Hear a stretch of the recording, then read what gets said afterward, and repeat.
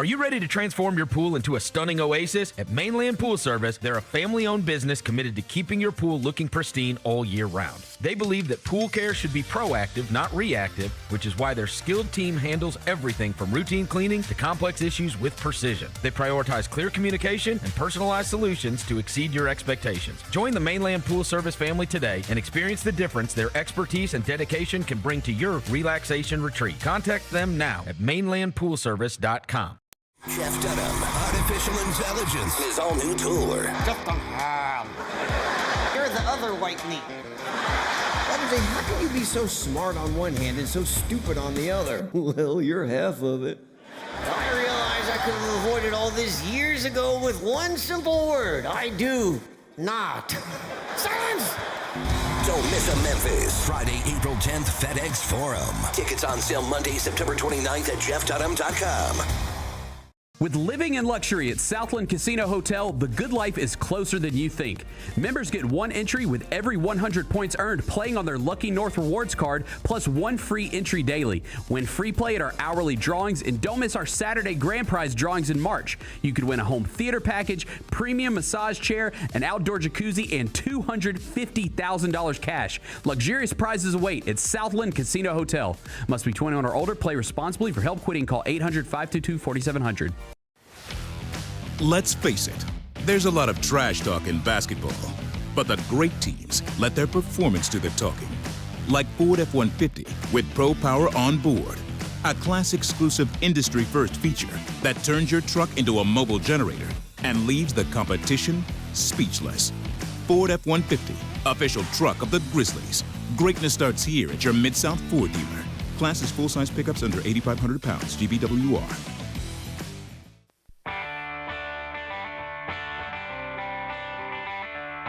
Live from the Built Ford Tough studio at FedEx Forum, it's the Gary Parrish Show, presented by Ortho South, on YouTube at Grind City Media and the official Grind City Media app. Now, here's your host, Gary Parrish.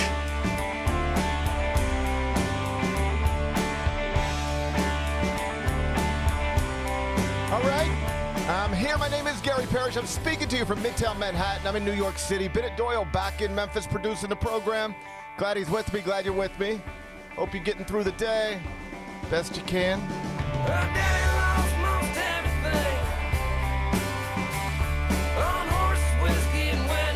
And I really hope you like watching lottery odds increase, because we're getting good at it.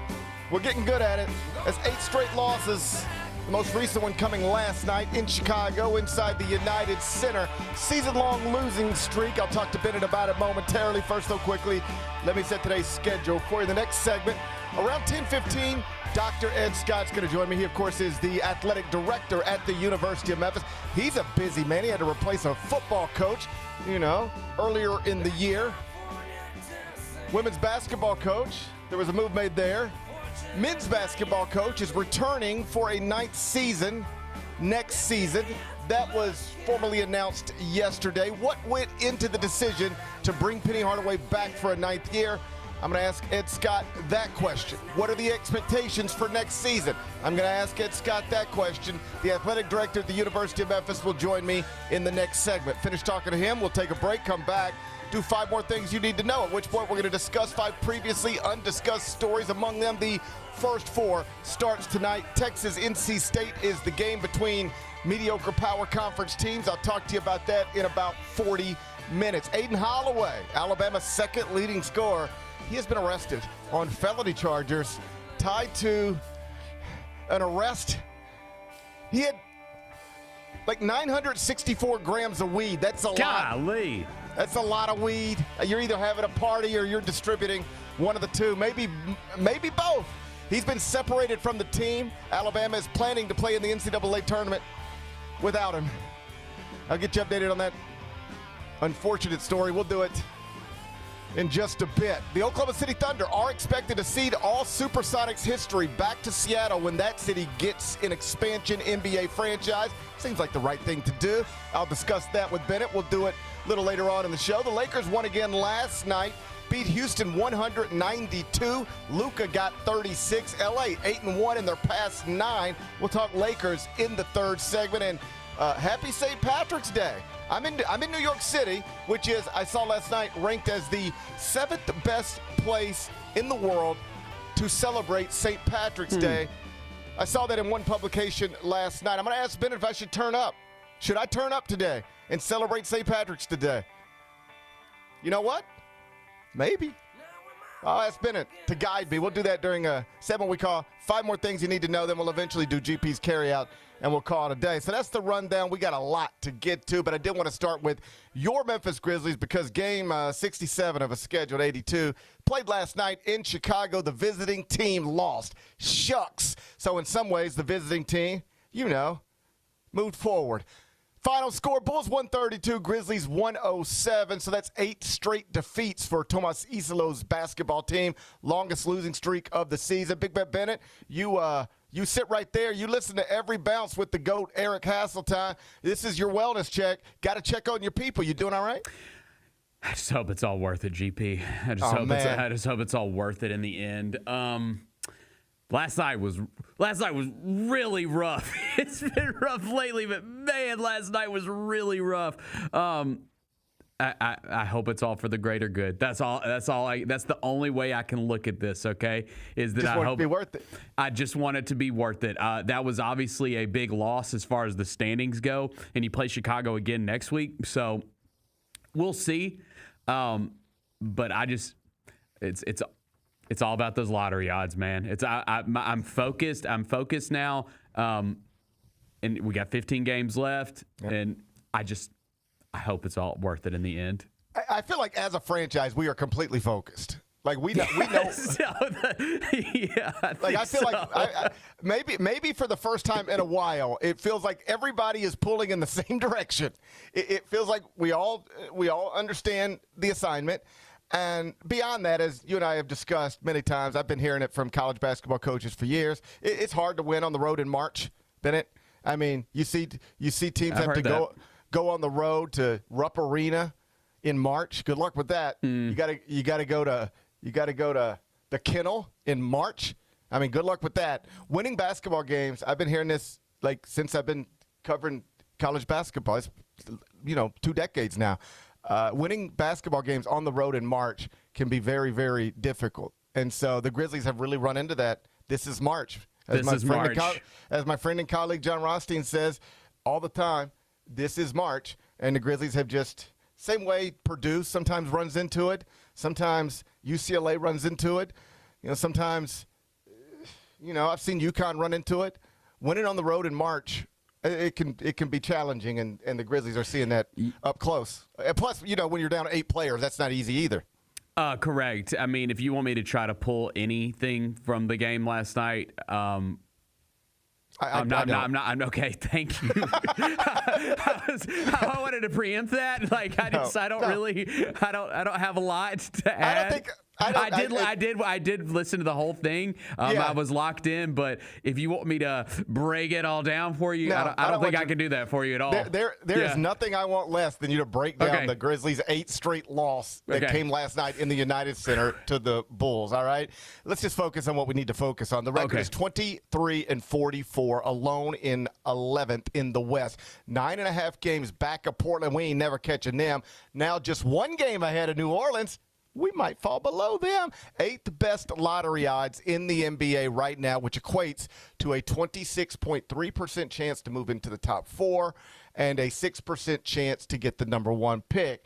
Most people believe, though reasonable minds can disagree, most people believe that if you want to call this a one-player draft and put DeBonsa at the top, fine. If you want to call it a 3-player draft, throw Cameron Boozer and Darren Peterson there, fine. A lot of people do look at this as you get in the top 4, you get a Darren Peterson, A.J. DeBonsa, Cameron Boozer, or Caleb Wilson, and you'd be thrilled with any of them. I agree, you'd be thrilled with any of them. I'm not certain those are going to be the first 4 to come off the board. I'm pretty certain those are going to be the first 3, but I could see a Keaton Wagler coming off the board at 4 instead of a Caleb Wilson, or let's see what happens in this NCAA tournament.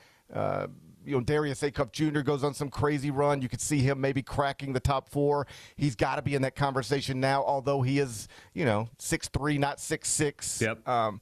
And there's some other things that are problematic, but Buddy, I mean, he can really get to the rim. Right. He's a knockdown shooter, above 40% from beyond the arc. He's a top-shelf athlete. He's having a historically great season in the SEC.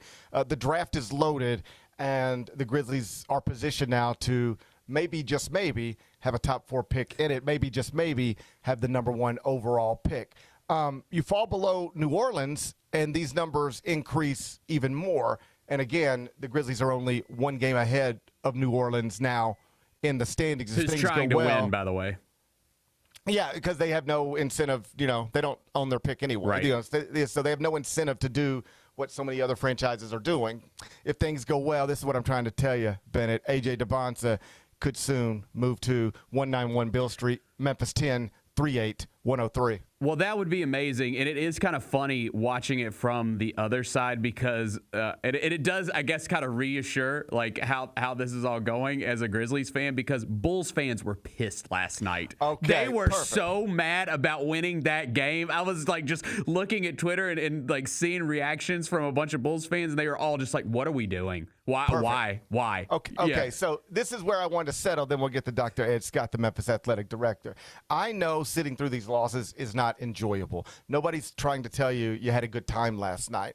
It's just that sitting through these losses can be for the greater good. And if you don't like sitting through one loss after another, just let me make it clear to you what would have been worse, a worse feeling for you last night. Winning.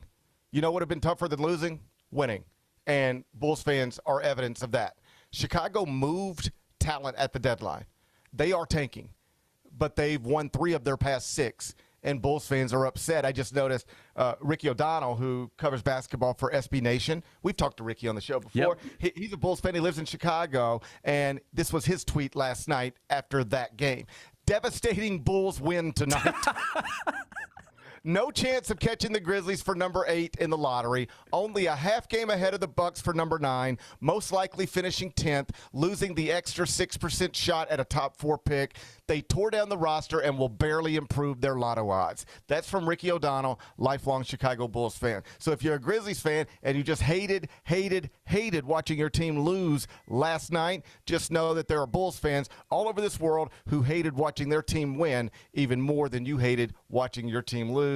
That's where we're at. This is part of moving forward. Dr. Ed Scott, University of Memphis Athletic Director, will join me next.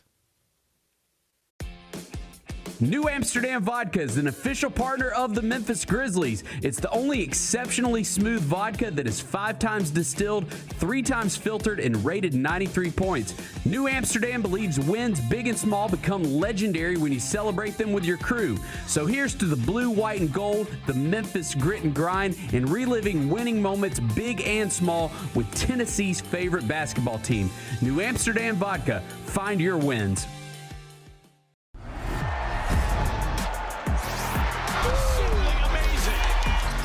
Wells, a rhythm 3. Yes, sir! That's an exclamation point on this game.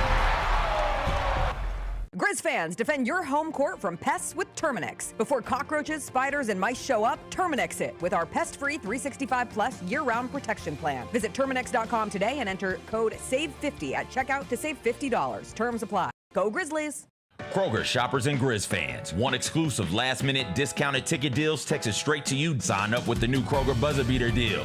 Fans can sign up by texting Grizz to 636-479 or visit your local Kroger store in the Delta Division and scan the QR code. By signing up, you agree to receive recurring automated promotional and personalized marketing text messages from the Memphis Grizzlies. Consent is not a condition of any purchase. Message frequency varies. Message and data rates may apply.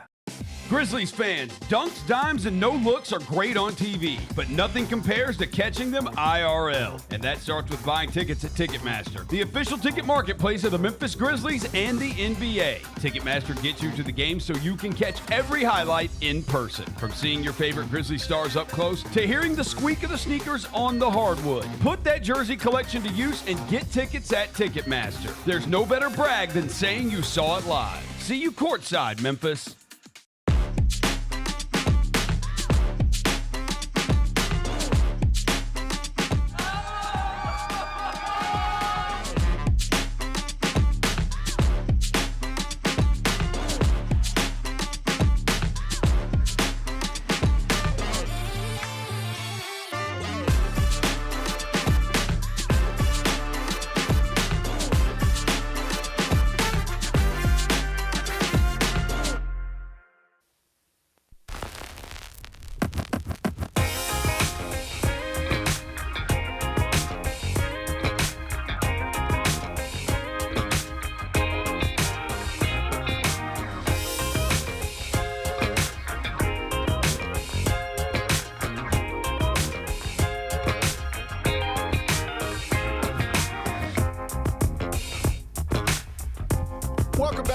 Parrish Show, presented by Ortho South. I am in New York City. Benedoyo back in Memphis, inside the Built Ford Tough studio, producing things. And we're joined now by the athletic director at the University of Memphis. He's been a busy man lately. Dr. Ed Scott joins me. Dr. Scott, it's GP. How you doing on this Tuesday? I'm doing great, GP. Can you hear me okay? I hear you fine. I appreciate you being here. I know you know how much I actually tried to get back to Memphis today so that we could do this in person. Some combination of weather and, a partial government shutdown has made traveling very difficult. So I'm stuck in New York City, but I do appreciate your time. Let's start with this. You have had to hire a new football coach. You have made a move on your women's basketball coach and then made the very public decision yesterday to bring back your men's basketball coach, Penny Hardaway, for a 9th season after a disappointing 13-19 mark. Is this the toughest part, most challenging part of the job? It's a job that has a lot of different requirements, but making big decisions about the coaches who guide your most important programs, is that A1? Yeah, simple answer is yes, Gary. I mean, that's what we're here to do, right? Is hire the right people, make sure we have the right people when you come in, and then make sure they have the right resources and support to be successful. So, yeah. The other thing is when you're deciding to make moves on coaches, whether to keep them or to go in a different direction, I think one of the things that's lost on the general public is that these people have families and livelihoods too, right? And yeah, they make a lot of money. I get that. But it still impacts other people. So it's these decisions I don't take lightly. And it's probably the most difficult part of the job. If I'm looking at it as a whole, this is probably definitely the most difficult part. You released a statement yesterday acknowledging Penny Hardaway will be back for a 9th season. You could have acknowledged that at any point. It came several days after the end of the season. I know that you and your men's basketball coach met multiple times. What went into the decision to bring him back for a 9th year?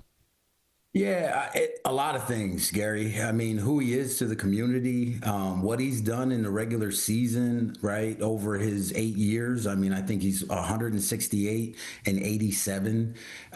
We have a standard of NCAA tournaments, which we haven't met. But if I look at before this year, 3 of the last 4 years, he was in the tournament with 1 win, right? If I go all the way back and look at his 8 years that people like to talk about, his first year he made the NIT. Second year was COVID. Third year, he won the NIT, so there was some progression. And you and I have talked about this. Let's be candid. I mean, we could argue it either way. But when I looked at the totality of it, right, our program where it is today, what he's done, he answered the call when Memphis called him to come back when basketball wasn't in great shape.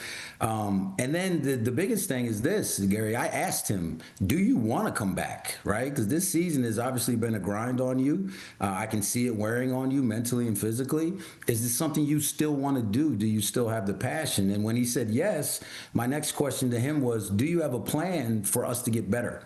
Because if you don't, then we have a bigger problem, right? And so we probably spent, Gary, in all honesty, about 10 and a half hours together over the last 7 days, from his dining room to my hotel room in Birmingham. And so we talked about every part of the program, from nutrition to strength and conditioning to the assistant coaches. And the reason why I waited to answer that part succinctly is because I thought it was the right thing to do to assess the whole body of work. And then by letting the season end and then making the decision, it gave me a full body of work to look at and then make an informed decision. The other thing I must say is I talked to our board of trustees at the university. I was very transparent with them. And then I talked to almost every single one of our major donors, either in person or on the phone. And I even talked to folks like you. And then the last thing I did, because I don't want people to think I'm trying to defend my decision. That's not what I'm on here to do. You know, my style is to make my decisions and then at least be transparent and explain them. I think people deserve that.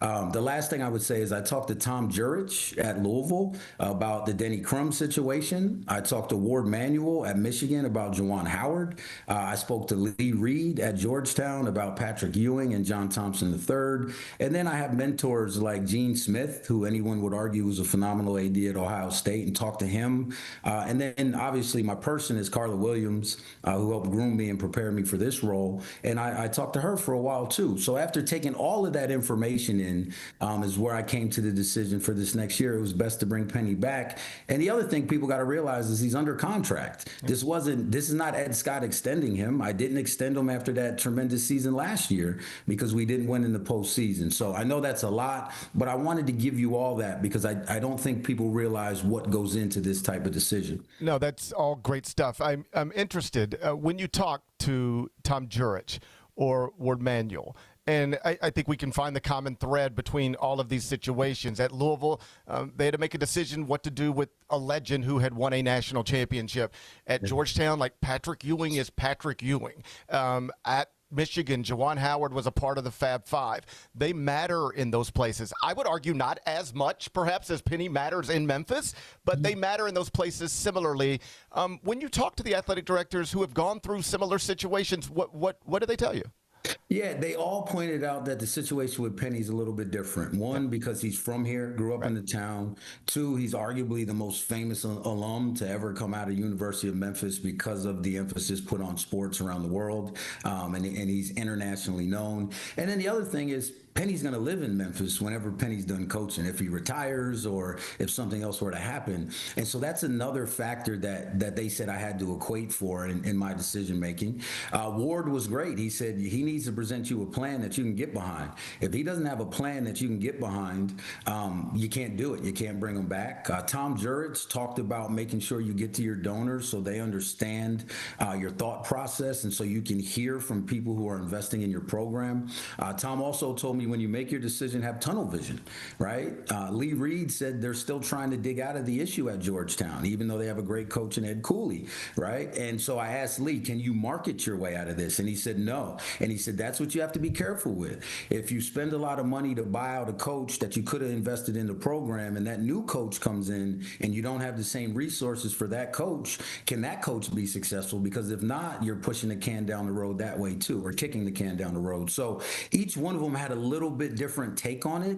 But the other thing I know, Gary, is I don't know everything. And so for me to be able to have a network like that to call on at least gave me something to work with as I was looking at the parameters of my decision. You mentioned you went to Penny at one point and just to check on him. How are you doing? Because this has been a grind. That's not lost on me.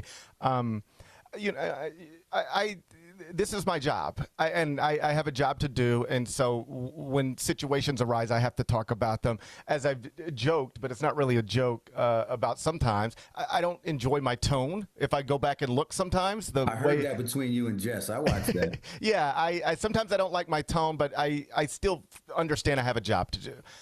That said and acknowledged, every once in a while I'll see somebody I know, somebody I, have a relationship with, criticize me publicly, and I do not like it. It bothers me. So I cannot imagine what it's like to be Penny Hardaway and have to see a city of people he knows, people who ask him for selfies, then turn around and question his job performance. That is, I'm projecting here, but I imagine that is an incredibly difficult thing to endure. So I ask this from an honest place. How is he doing? I think he's doing well. I really do. The thing about Penny is he's a Memphian, Gary. He's like you. He's a fighter, right? The one of the things I was proud about is as the season went on, he didn't quit on the team, right? He kept fighting, and when we were in that long losing streak, they were able to pull one out on the road with at Tulane, right? And so I think Penny's in a good place. You know what he said to me, which is ironic, right? He said, "How are you doing? Because you're getting crushed right now." And I said, "This is like every day of your life. You deal with this every day," right? And so we had a good laugh. I think the other thing that people don't realize, and you know this because you've been around the program long enough and you're a true Memphian, is Penny and I have a great relationship. So at no point were any of these conversations contentious. It was about, hey man, how are you doing? I have to look in the mirror. It's something that I've always taken from my time with Carla. Before you make decisions on coaches, you have to figure out, are you giving them everything you can? And nowadays, that's rev share, that's administrative support, that's psychological support, right? So all of those things matter. And I just wanted him to know I care about him as a person, even if I have to make a different business decision. And I think Penny appreciates that, right? He appreciates the fact that, one, I'm not intimidated by a celebrity status. I've had to, this is the other thing that people have to realize. I was overseeing Tony Bennett at Virginia. I've worked with Rick Pitino when I worked at Louisville. So I've been around some of the best coaches to ever do it in our game. And so when I work with a Penny Hardaway, I have some understanding of where he's at. And so our conversations are really substantive. They're not about me being a fan of Penny Hardaway. My job is to manage Penny Hardaway as his, his AD. And Penny respects that. And I can't speak about the relationships he had before I got here, but what I can tell you is from other people that Penny has seemed to open up and be more trusting. And it's one of the things that I talked to Penny about is being more vulnerable, right? Not taking a defensive posture. And I think you saw that in his last press conference where he didn't blame anybody. He took full responsibility and was honest about the conversations that he and I were having without divulging what those conversations were. So I think Penny's also as vulnerable as he's ever been because this means something to him, right? It means something to win at Memphis. And I know what he also told me, Gary, and I hope he doesn't mind me sharing this, is he said, look, I don't want to go out like this, right? It's one thing if we don't make the tournament, but it's another thing to have this kind of season. And that's something that would stick with Penny forever. And the fact that he has that much pride in what he's doing and in this program and in the city, it doesn't keep his job, but it does mean something. You use the term business decision. That's a proper term because Memphis basketball is not just all of our favorite college basketball program. It's a business. It's a big business. And right now you've got a business problem. I think everybody understands the shortcoming in ticket sales, attendance, all of these things. Last time there was a coaching change made with the men's basketball program, there was an obvious fix to this stuff. It was Penny Hardaway. He was going to bring players. He was going to sell tickets. I don't know that there's an obvious fix out there right now if you were to make a change. And I don't know how you get people excited about the current state of things, but that's the job. How do you sell your fans and fix this business problem that you now find yourself in? Yeah, the easiest way, and I think the number one way, Gary, is we got to win. Right. We have to win. I mean, there's just no two ways about it. Penny knows that. It's not about putting pressure on them. Look, I can come up with the best marketing, promotions and give things away. That's going to get them there for a little bit. But if we don't put a good product on the floor, the thing I love about Memphis is there's no apathy, right? They either love you or they don't. And that's where we are. And so Penny knows he's got to win. If we put a winner on that floor, what I would expect to happen is season tickets are not going to sell like we want, right? If I said anything else, I'd be disingenuous. I'd be lying to you, and I'm not going to do that. But I know single games will have a huge uptick if we're playing well. The other thing, Gary, that I looked at was the state of our program, right? We aspire to be a P4 program across the board. And so when I look at Penny's record against P4 programs, he's currently, after this year, he's 25-20.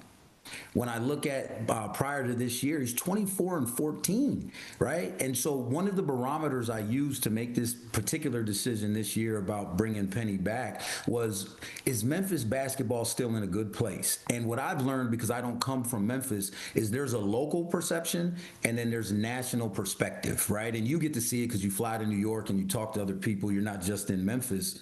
And think about the people who are still scheduling us.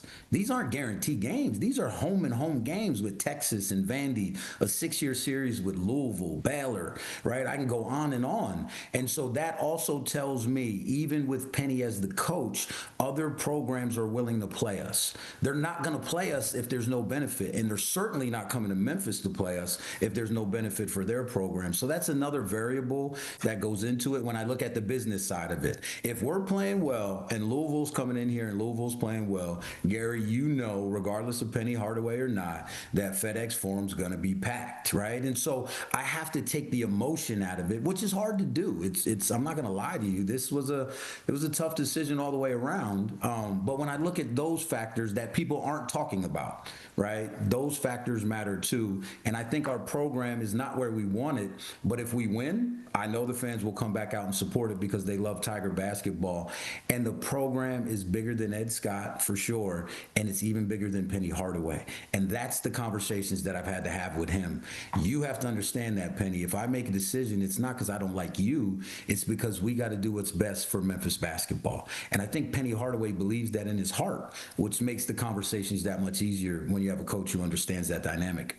You went to Penny, you asked what the plan is to get better. What is the plan to get Memphis basketball better? Well, you saw some of it yesterday, right? And I'd like to address one thing, and then I promise I'll come back to the plan. When we talk about waited to make a decision, it was waiting to make a decision because there were some things I needed to understand from Penny about his staff, about what was going on with the program. One of the things that I talked to Penny about is that you have to make decisions quicker. Right. Last year, you waited too long. Let's talk about P.J. Haggerty and Dane Danger. Right. Look, people say I should have sued the NCAA. The schools aren't suing the NCAA. The individuals are. And I saw Dane when he came back to watch a game late in the season, and he hugged me, and we have a great relationship. What I told Penny was don't wait on Dane because I have some donors who will pony up the money that Dane will need to come back, right? So that's the Dane side. The PJ Haggerty, I totally understand why he waited, but we never had a counter offer or a number from PJ Haggerty to bring him back. I think if you would ask Penny if he would do the same thing all over again, I think his answer would be no, that he would tell these guys, look, I got to build a team. I can't wait for you as much as I love you, and you folks need to let me know what you're doing. The staffing part, those are his decisions. I did not go to him and say, you must fire X. The only time I ever do that with coaches is if there's a personnel issue, when one, I wouldn't be able to discuss, or two, NCAA violations. So these were Penny's decisions. Part of what he said is, I need somebody on offense. I need somebody on defense. I need an analyst, and I need a developer. And then me being a good sounding board, are those people on your current staff? And if so, why don't you have them situated that way? And if the answer is no, can we acquire the people that can do those things for you? And his answer is yes, and here's who I think can do it, right? And he needs to understand what he's good at. Penny is one of the best individual skill developers in America. When I was at Virginia, we sent Reese Beekman, right, one of the best guards in the ACC, to work out with Penny Hardaway to prepare for the draft. That was Tony Bennett sending somebody to work with Penny Hardaway. So if you're good at the X's and O's and individual skill development, but you're not used to the front office, because we have to be honest, the industry has changed right underneath his feet, right? If he's not good at that side, can we hire a GM to do that? And the answer is simply yes, right? So that's when he says to me, I need a GM. I can't spend time recruiting the players, doing the contracts, running the offense, running the defense. And here are the three words that Penny said to me that I knew he was in a good place. Ed, I need help. And Penny Hardaway has never said that to me before, right? And so that tells me that he stepped back and has assessed the program and says, look, if in order to reach the expectations which are mutual, I need to change some of these things. Our nutrition has to get better. We can help him with that. Our bodies were not Memphis basketball bodies, right? You could see that on the court. So strength and conditioning has to improve. Accountability has to improve. You can find guys, but if you're finding them and that's not working, do you have the right guys in your program to build the culture? Because you said the guys weren't buying in. Then what do we have to do different to get them to buy in? Because that's your job as a coach. And he engaged me in those conversations. And that's why at the end of the day, I said, okay, I think the plan he has is a good one. My job now is to make sure he has the tools to execute it and then hold him accountable this year for doing it. I believe the transfer portal opens 3 weeks from today. How quickly do you want to have a new staff, a general manager in place for your men's basketball program? I would like to have somebody within 7 to 10 days locked up, Gary, right? Even if we're working, if we've got MOUs signed so we know we have them, they can begin working on behalf of Memphis. In fairness to Penny, he's been in conversations with some folks. We've talked to 5 potential GMs. Tim Duncan is working with them on that. We've had some conversations with some assistant coaches. I think we're close on potentially associate head coach that Penny would be very comfortable with, and I think fans would really appreciate appreciate. The other thing I hear, Gary, all the time is that he's turned over so many coaches. He's turned over more than most, but they never talk about Nolan Smith leaving and winning a championship and being a 15 seed, right? They don't talk about Tony Madlock leaving and winning a championship in the SWAC and then going and winning a first 4 game. Cody Topper is with the G League as a head coach. Jordan, who left our bench last year, wanted to be a coach instead of an ops person. So I had to step back, because if I just look at the surface and go, wait, he's turned all these people over, well, some of them have went on and done well as a head coach. So there must be something there that's working pretty well, right? That's why you have to look at both sides of the coin when you're making these arguments. But to answer your question succinctly, I'd like to have a staff within 7 to 10 days if possible, because we all know this, and I don't want to talk about tampering, but people are announcing they're going in the portal before the portal opens. The portal is the time when you can talk to them and negotiate and do that.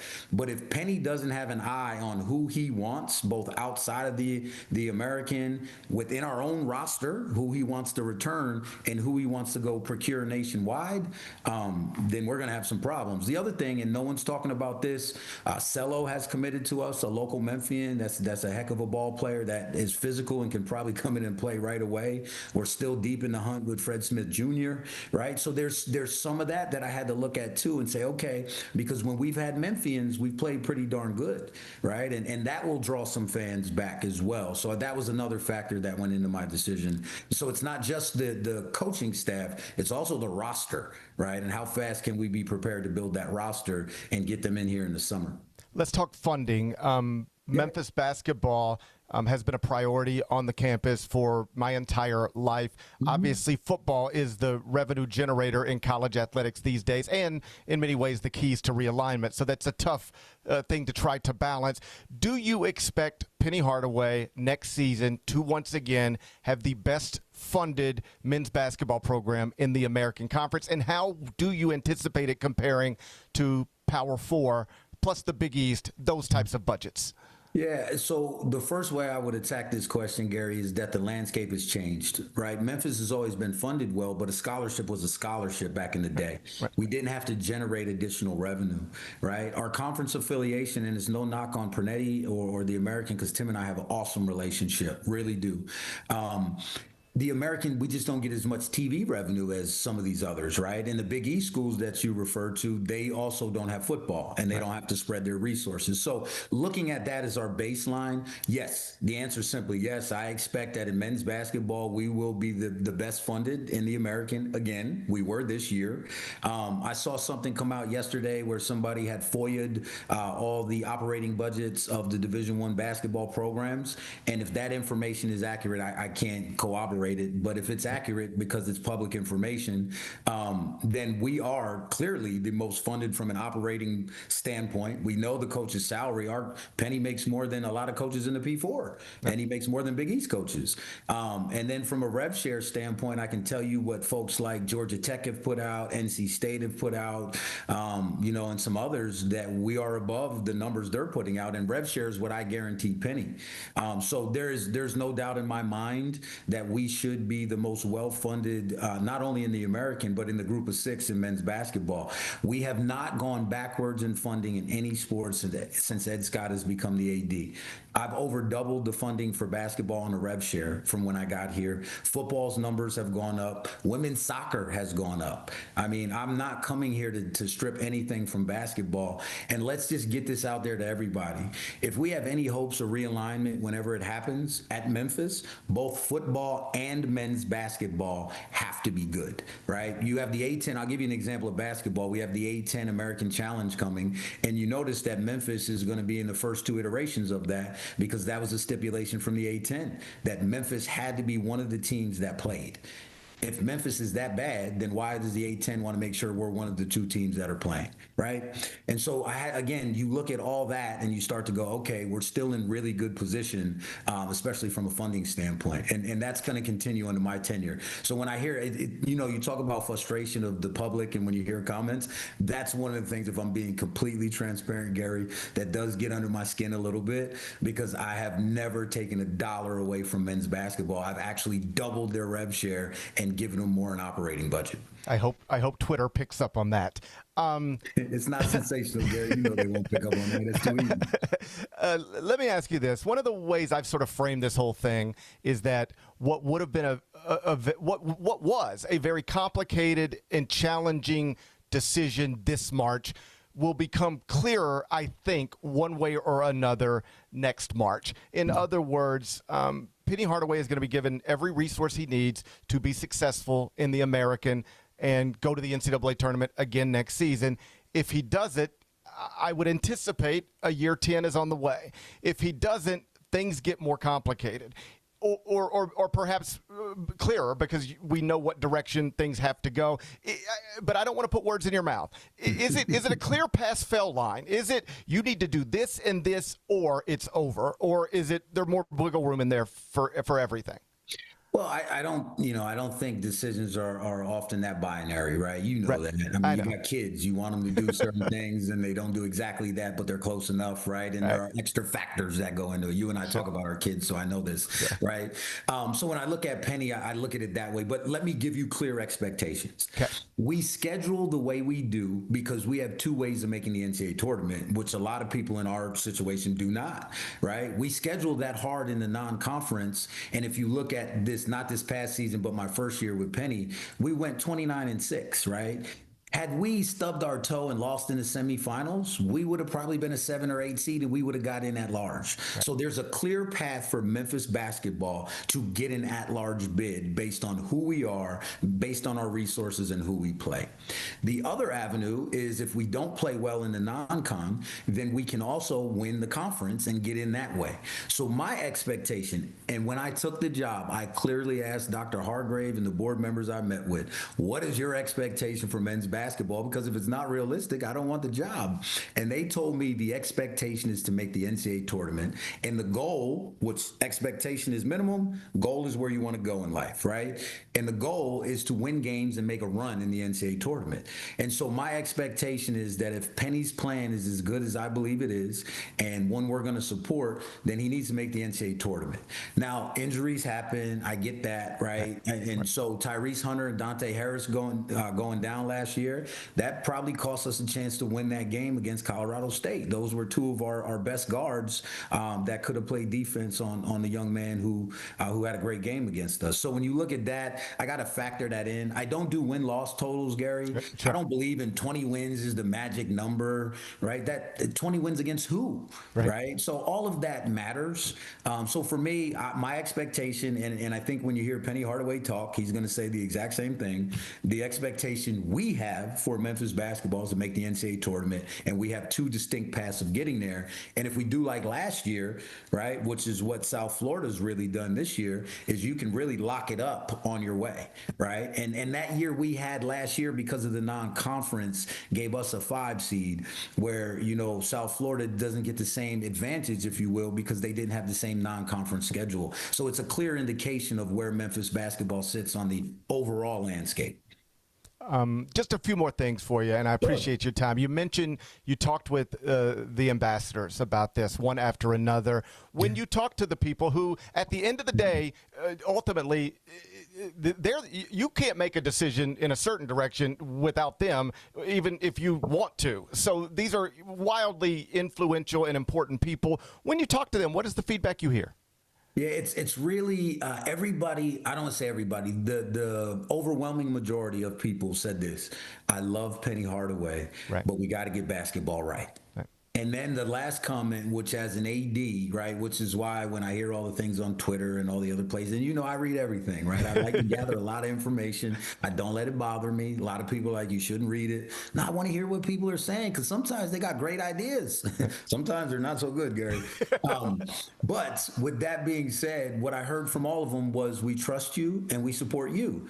And the one thing that they've all said to me is, when you make a decision, you come out and explain it. And whether we agree with it or not, at least we know why you did it, which is why I'm on your show today. To me, this is not big news. The man has 2 years left on his contract, right? If he wasn't Penny Hardaway, Gary, are you flying back from New York to sit down with me in Memphis and then flying back to New York the same day? You know the answer to that, Gary. He's a different deal. There's no getting around that, and I've made that clear. And for the people who don't understand it, they just don't understand it. We could just leave it there. But he matters differently, and that's why all of this is understandable. I'm using that to answer your question about the feedback, because the people feel that way. I don't know anyone who spent time with Penny Hardaway and has come back to me and said, he's a real jerk. Right. Like, I don't know anyone. Part of what Penny has, and I don't mind saying this, right? When I see him later today, he's going to be like, yo, Doc, why you got to put all my stuff out there? He needs to be more vulnerable. The perception of Penny Hardaway versus reality is very different. And when I got here, we had this conversation. I'll give you an example. Coach, when you said, I want all that smoke, why were you saying that to the NCAA? He's like, Ed, I didn't say that to the NCAA. I said it because I'll play anybody, anywhere, any day. And I said, well, Coach, we need to talk about perception versus reality, because I'm your new AD. And my perception was, when you said that around the time of an NCAA investigation, it looks like you're saying to the NCAA, bring it on. That's not what we want to do here, Coach, right? And so he's willing to engage in those conversations, and it helps me understand him better as a person. And we've played rounds of golf together. He's funny. Like, he's hilarious. He outdrove me, right? And I had a really nice drive. We drive up to the ball together, and he goes, hey, that's a nice drive. I said, thanks, Coach. And he's a much better golfer than I am. Then I hit a nice shot, right? And only probably 2 nice shots I hit all damn day. And then we get up to his ball, and he turns around and he looks at me, he goes, I didn't do bad. I said, no, you hit that good, Coach. He goes, yeah, I only beat you by like a super Walmart. Wait, did he just say that to me? So, we were playing golf with President Hargrave, and President Hargrave was like, I bet you don't have any Beastie Boys in your speaker, Penny. Next thing you know, he's playing Beastie Boys, and the president is dancing, right? There you go. There's that side of Penny. That doesn't keep his job, right? Let's be clear about that, because I don't want to get off this and people say, well, he's making a case because he's a good guy. No. What I am saying is there's a perception of the man that we have to do a better job getting him out with donors, getting him out in front of people, and he has to do a better job of letting people know who the man really is, right? And I get that about his demeanor on the sideline. Some people said to me, we need a coach who's more demonstrative. I once asked Penny, why are you so calm? And his reason was great. He said, when I was coaching middle school, we were down by 10 with about 2 minutes left to go. And the kids were looking at me and they were crying, Ed. And he said, so I had to calm them down and say, hey, look, guys, we're going to win this game. And he said, we came back and won the game. And he said, it taught me that in a crucial situation, people feed off the coach's demeanor. And so if I'm frantic and running around crazy, what are 18 to 22-year-olds going to do, right? So I can't make him be something he's not. Right. But when you understand who he is, it makes sense why he's not marching up and down the sidelines and yelling at officials, right? Those are just a couple stories of how we spend time together, and I get to understand the why of what he does, right? There's always a reason behind it. Sometimes I agree with it, sometimes I don't. But that side of the story is never told. It's, well, Penny's defensive. Sometimes he is, and he's got to work on that. I could have come on your show and been defensive today. GP, I made my decision and I'm the AD. I'm not doing that. I have constituents who are ambassadors, right, which is what we call our top donors, and they want to be included. We ask for their time and we ask for their money, which costs them something, both of those. You can't get your time back, right, and your money is obviously quantifiable. But asking for their input, Gary, is free. Right. And let's be honest, most people around here have more time at Memphis than Ed Scott does. And so if I'm not asking those people, then I'm not doing my job. It's a smart approach, and those are interesting stories. I appreciate you sharing them. Before I get you out of here, let me ask you about your football stadium. I see the updates. It looks great. Are we on track? Is everything going well? Yes. Well, I know Tim Duncan's listening somewhere, and President Hargrave's favorite 4 words are on time, on budget. And there are going to be, we had a football event last night, I should say. Coach Huff did a phenomenal job for a lot of our TLC groups, right? Our Targetship Leader Circle and our ambassadors. And some of them were like, hey, we didn't get a stadium update. We've actually making some improvements to the whole stadium, Gary, because we're actually under budget in some areas that all the fans are going to get to enjoy enjoy that aren't just part of the West Tower. And so we're on time, we're on budget, we're 70% sold through the entire tower already. We're about to eclipse the $41 million mark, which means we've raised probably almost $20 million since I've been here in less than 18 months. And let's be honest, Gary, that also impacts our ability to fund football, to fund basketball's revenue share, because people only have so many dollars and we got to decide where to put them. So my hope is that we can see an uptick in some of our rev share that we're providing once we get through some of these projects. Liza Weatherford Fletcher Stadium is completely fundraised for. We actually outshot the goal. We're at 8.3 million instead of 8. And then we've already broken ground on a football academic building that's connected to Billy J. Murphy. So we have about almost 230 plus million facility projects going on, right? None of which I started, but it's my job as the AD to make sure they get funded. And so that eats in when I go to you, Gary, as a donor, and you say, you know, you have $9 and I got 3 ways those things got to be split, then it impacts everybody, right? And so I think that's something else the general public doesn't understand. While we're raising money over here, it does impact things over here. It doesn't split the rev share between football and basketball, but there is only so much money in Memphis to go around. That is Dr. Ed Scott, the athletic director at the University of Memphis. Dr. Scott, I can't thank you enough for spending so much time with me on a Tuesday. I wish we could have done it in person. I tried to get back.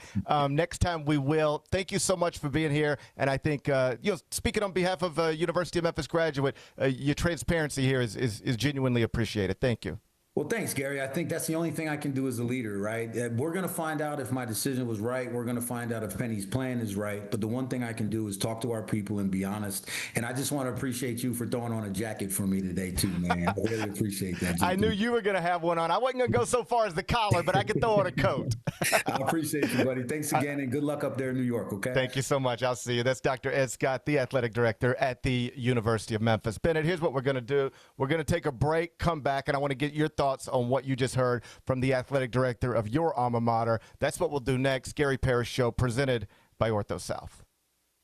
Each challenge is unique, so each game plan is customized to identify opportunity and the path to victory. It's true in basketball. It's true in banking. Grizzlies Checking from Pinnacle with personalized planning and advice. Play hard. Bank easy. Open a Grizzlies checking account with at least $100 and a recurring direct deposit by May 30th, and you could receive a $200 direct deposit bonus into your account. Details at grizzliesbanking.com. Member FDIC. Fridays at FedEx Forum just got a whole lot more fun for the family. With the Family Friday ticket offer, a $35 game ticket gets you a $10 food voucher and access to pregame shoot-around. Additionally, for every 4 tickets purchased, you get an autographed item from the Grizzlies Vault. Capture moments that last a lifetime for birthdays, youth groups, and other family-friendly celebrations. Visit grizzlies.com/Friday to grab your tickets today.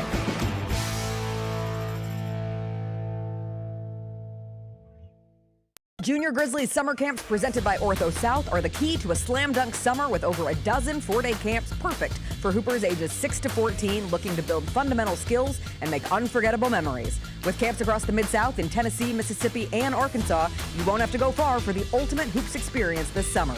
Registration comes with a Junior Grizzlies jersey, lunchbox, and a basketball to take home. Don't wait, space is limited. Visit grizzlies.com/Junior Grizzlies today to secure a spot for a fun-filled summer. That's grizzlies.com/Junior Grizzlies. Thanks for showing up, Memphis. Nothing beats catching your Grizzlies IRL, and nobody knows that better than you. So next time you want to hit up a game, Ticketmaster's got your back with tickets to every upcoming matchup. Whether you're catching the Grizzlies at home or on the road, you'll find tickets at Ticketmaster, the official ticket marketplace of the Memphis Grizzlies and the NBA.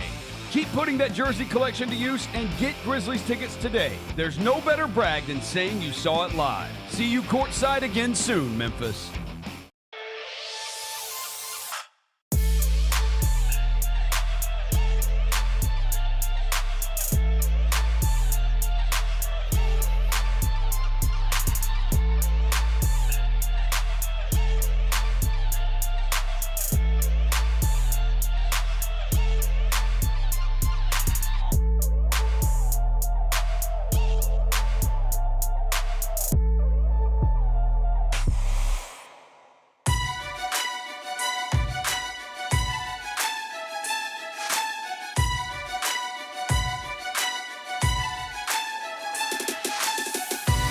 Orthopedic injuries can be unpredictable, unforeseen, and unscheduled, and Ortho South understands this better than anyone. Since your injuries don't make appointments, you don't need to either. That's because Ortho South welcomes walk-ins during the weekdays, in the evenings, and even on Saturdays. So next time an unforeseen injury makes an unscheduled appearance in your life, visit orthosouth.org to find your nearest urgent care location. Just walk in, and Ortho South will take care of everything, especially you. Learn more at orthosouth.org. That's OrthoSouth at orthosouth.org. Big Bet Bennett. They got, I think, a little more than 30 minutes with the athletic director at the University of Memphis. Appreciate his time. What did you make of what you heard? A couple things really stood out to me. I thought really the biggest overall thing was there was clearly like a lot of thought put into this and a really thought out process that he laid out completely. I thought, too, the note that he made about they want to have a staff in place in 7 to 10 days. I think that's super important because, like schools that aren't playing in this tournament or in the NIT, they are looking ahead to next season. Like it is go time right now. And even the schools that are in the NCAA tournament are looking ahead to next season right now. So like it's important to start getting this roster together for next year as soon as possible. I thought it was good of him to point that out. And listen, I may eat my words when I say this. I really, it seems like they are about to put forth a lot of effort into correcting this and having a big year, a big bounce back year next year. And I think it's got a really good chance of happening. That's just where I stand right now. I loved the point about the schedule. I think it's shaping up to be another great non-conference schedule this year. And you got to win some of the games, right? But as far as getting fans back on board, getting people back in that building, you're going to have opportunities to do it very early in the season next year. He mentioned winning's like the most important thing. If they win a couple of these big games early next year, people will get back on board. I've seen it happen before 1,000,000 times. It'll happen again. It can happen very quickly. People want to care. At least people of a certain age want to care. I do think we have lost a generation of potential Tiger basketball fans for multiple reasons. The biggest being the lack of postseason success since John Calipari left. But also, I grew up falling in love with Keith Lee and Elliot Perry and Penny Hardaway, and my kids are growing up falling in love with Zach Randolph and Tony Allen and John Morant and Jaren Jackson and Desmond Bain and Steven Adams. So there's been a dynamic shift that's played a role. But the most important thing is that there hasn't been the magical run that people fall in love with. Like my kids have never seen that. My young guys don't know what awesome Tiger basketball looks like, and not in any sort of traditional way. And that's obviously, harm the program. But to your point, there are still, like, bleed blue is still a thing that people say. I do think apathy is set in a way that's uncomfortable, but you get a number next to your name. I don't know that it'll ever look in this league, FedEx Forum, the way it looked, when John Calipari had it at the tip top of the sport. But you can get it back looking and feeling more like Tiger basketball under Penny Hardaway. But it's the wins are going to have to be what does it. It's not going to. Yep. It's not going to be a marketing slogan. It's not going to be a recruiting class. It's not going to be a transfer portal signing, I don't believe.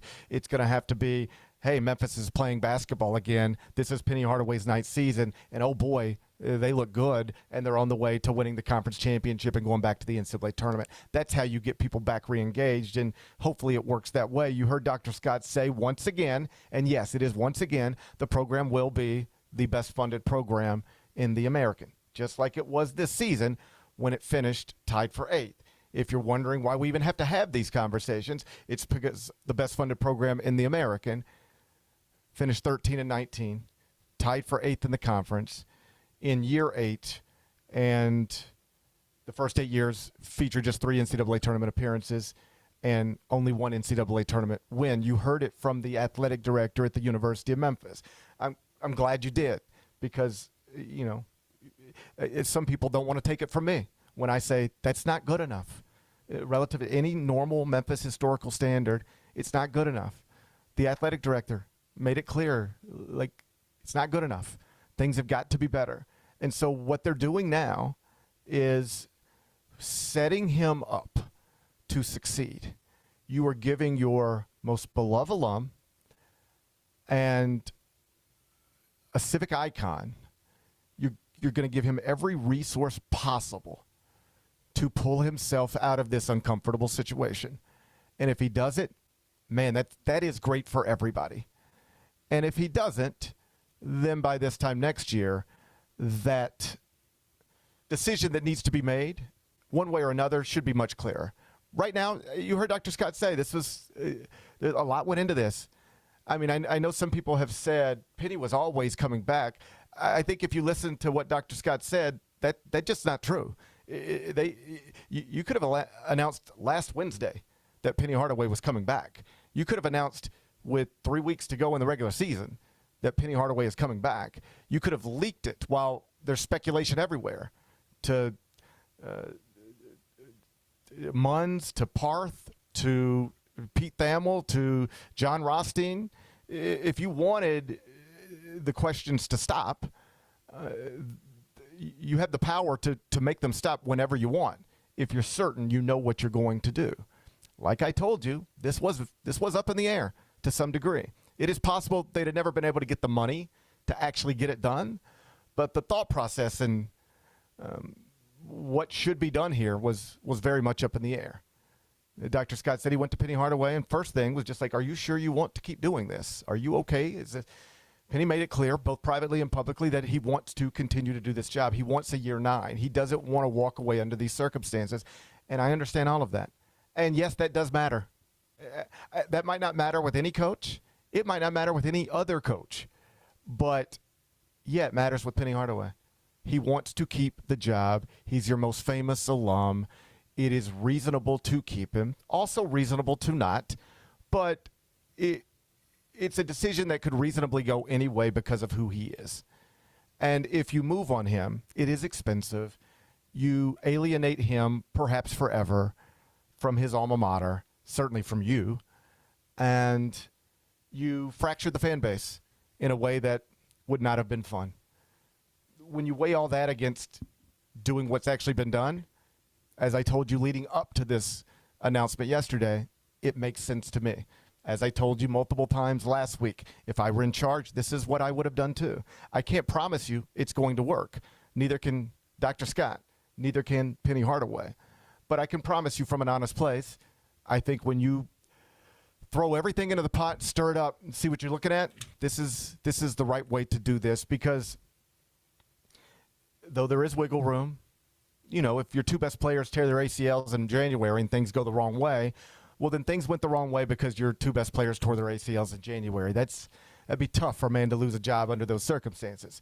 Dr. Scott, you know, left enough room for, we'll look at things in a real way when it's time to look at things and evaluate them honestly from every perspective. But it certainly did seem like what we have talked about over the past few weeks is going to be the case. You are getting a year 9 in part because you are Penny Hardaway and you matter so much to this university and to the fans and to the ambassadors that ultimately pay your salary anyway and will pay the next coach's salary anyway whenever we get to that point. You're getting a 9th year because of who you are and because we would love for you to pull this program and yourself out of this.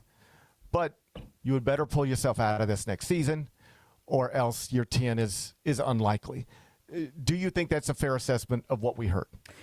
Yeah, I think so. I think it's fair. I mean, I do. I don't know, like, how much I believe it's like you win the conference regular season, win the conference tournament, or bust, or it's over. I'm not sure how much, but I do buy it's got to be a good season. Yes, right. I agree with that. Yes, I think, and I made this point yesterday, and then we'll get to 5 more things. I think it's going to feel a lot like the Bobby Hurley situation at Arizona State. You could have moved on Bobby after last season and totally defended it. But it wouldn't have been popular across the board at Arizona State. And honestly, Bobby had performed above Arizona State's normal historical standards.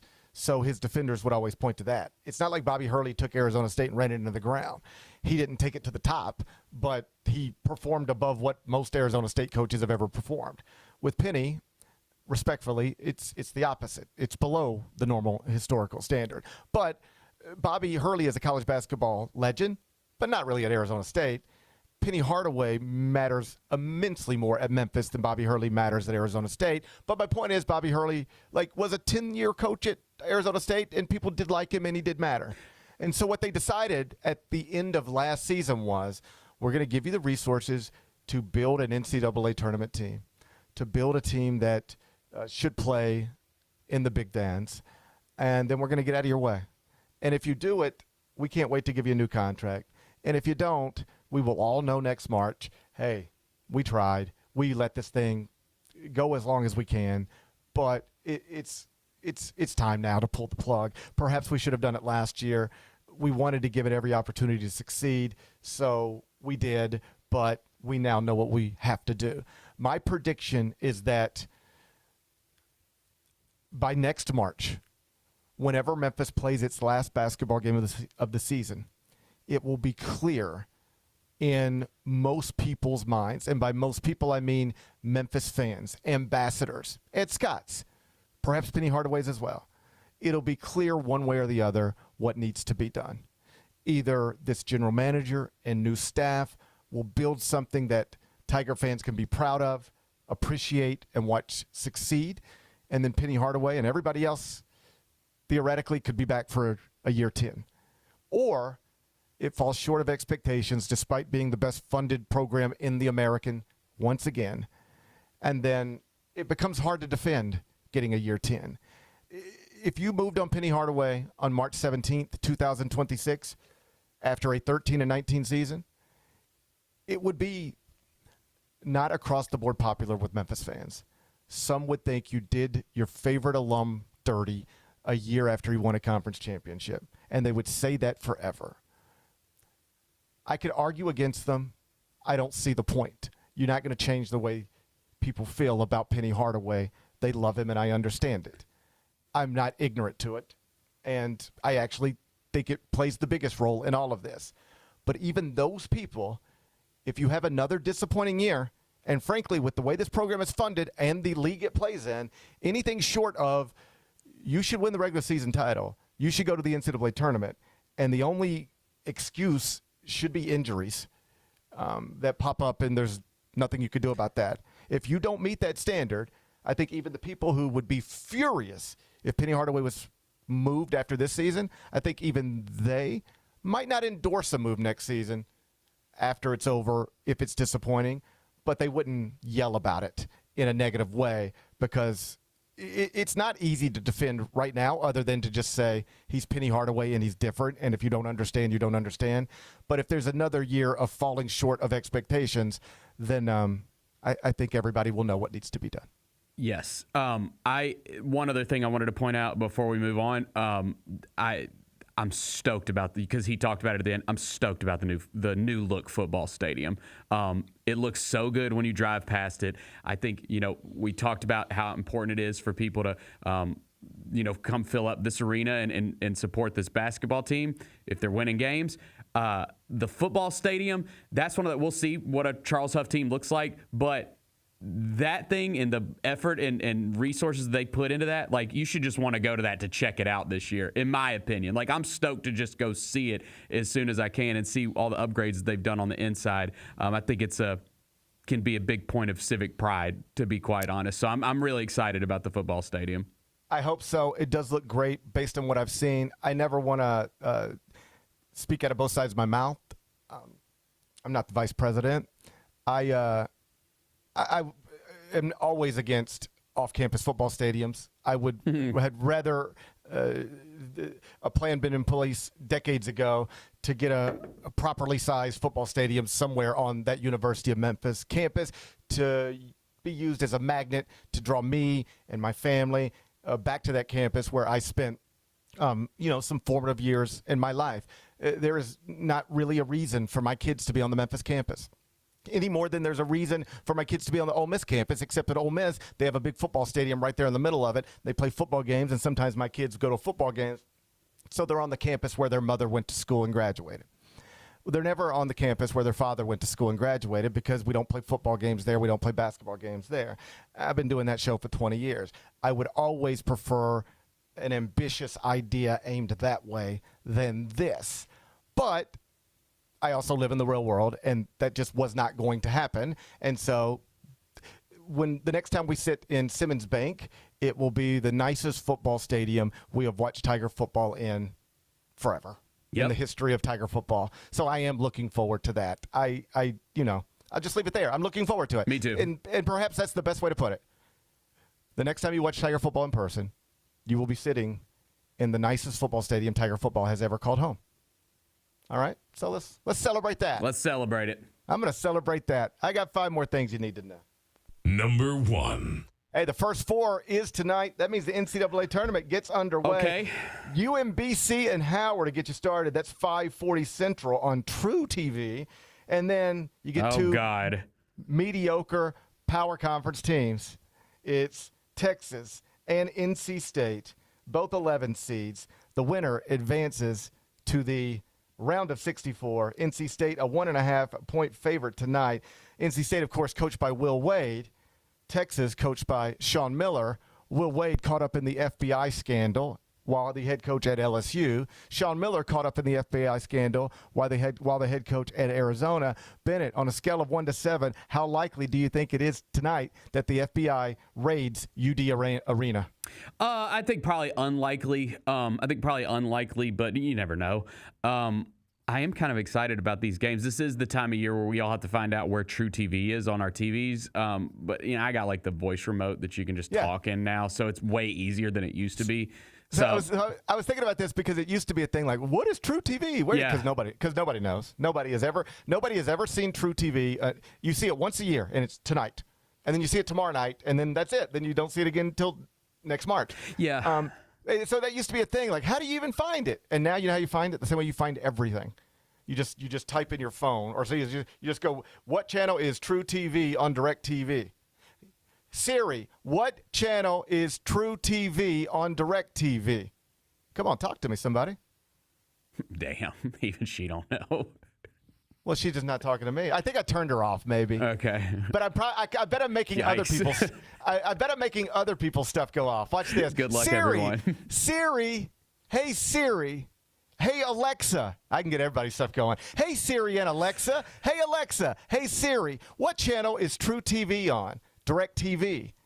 Hey Siri and Alexa. Hey Alexa. Hey Siri. People's stuff is going crazy right now. Please stop. That'll wear people's stuff out. So it used to be a thing. How do you even find that out? Now you just ask Alexa or Siri. They'll tell you. First 4 tonight on True TV. You do not think UD Arena will be raided by the FBI tonight? I do not. I do not. I think we're good there. Okay. Do you care about this at all? Do you care about the first 4? You'll at least turn it on and bet on it. It's one of those that I do not care that much leading up to it, and every year I turn it on, I have a great time. Like it's one of those that it's hard to kind of build up the hype for it, but I swear to God, every year I flip it on and have a blast watching it, and I'm sure it'll be the same tonight. Yeah, you turn it on. Texas NC State, you'll at least see recognizable faces. You'll hear the music. You'll hear the da-da-da-da-da-da-da. It'll be awesome. All right, I'm ready to go. Yeah. I'm going to watch it from right here in this hotel room. First 4 tonight, the basketball start bouncing.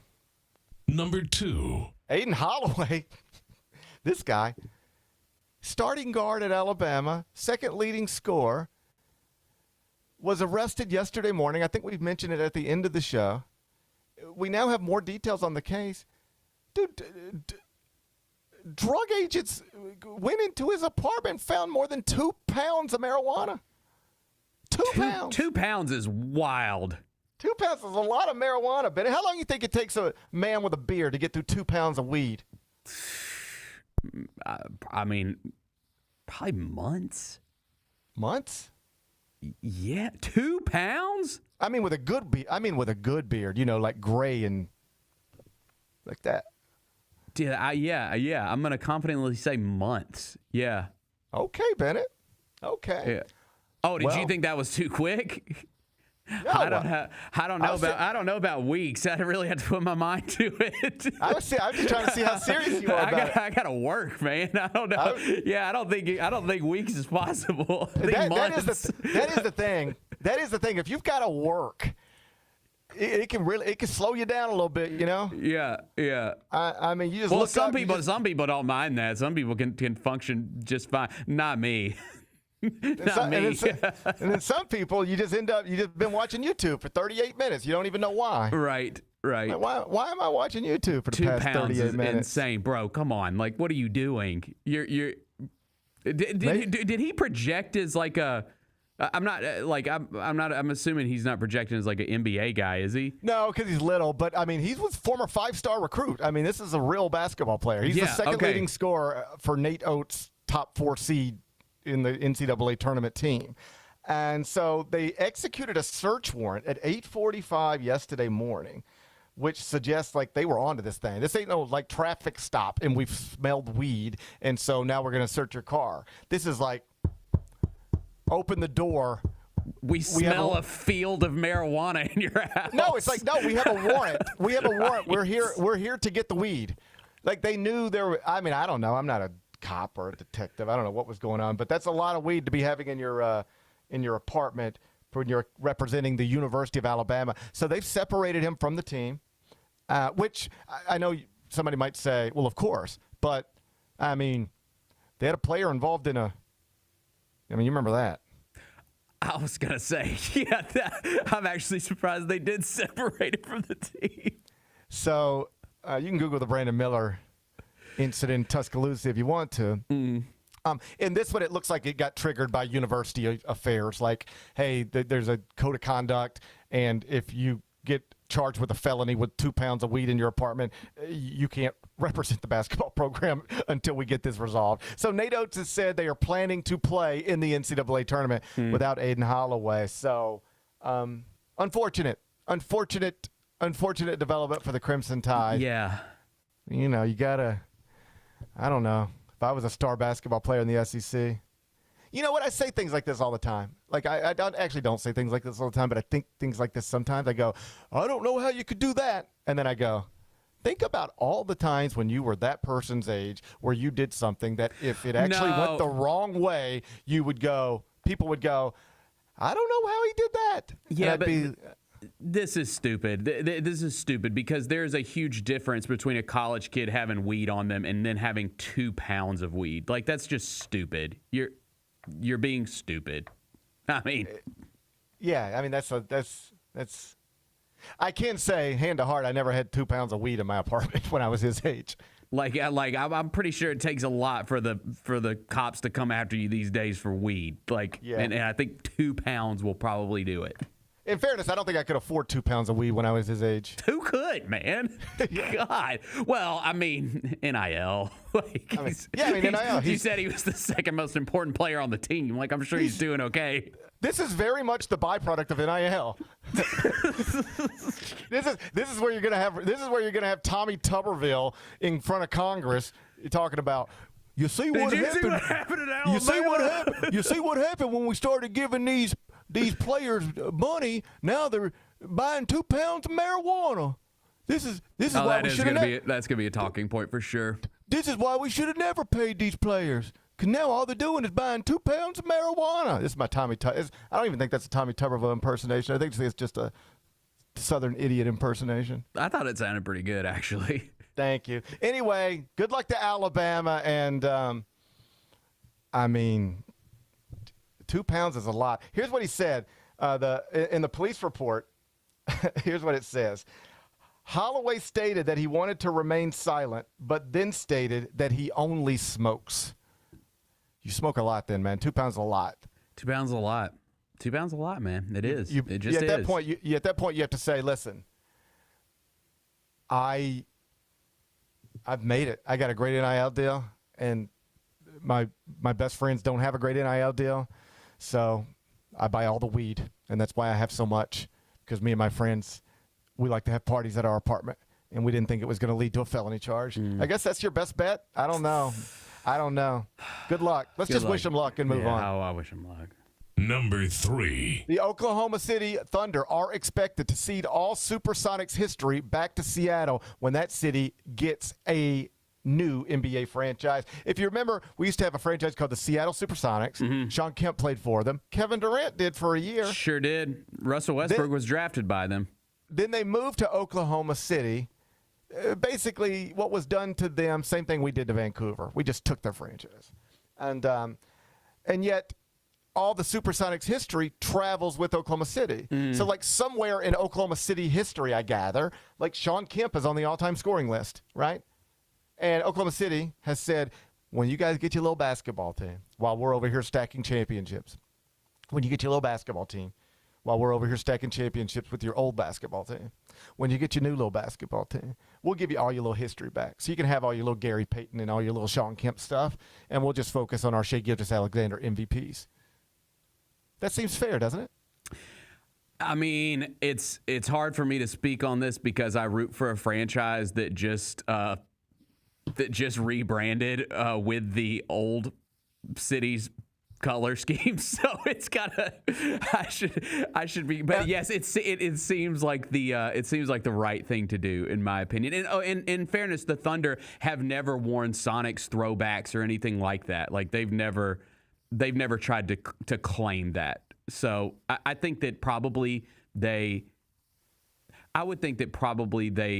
had the idea in the back of their heads when they moved that franchise that there's a chance Seattle could eventually get a franchise back, and they, decided to do the right thing. So I guess kudos to them. I don't mind color schemes. They're just colors. Do whatever you want. I know the Grizzlies' main colors, but I love those red uniforms.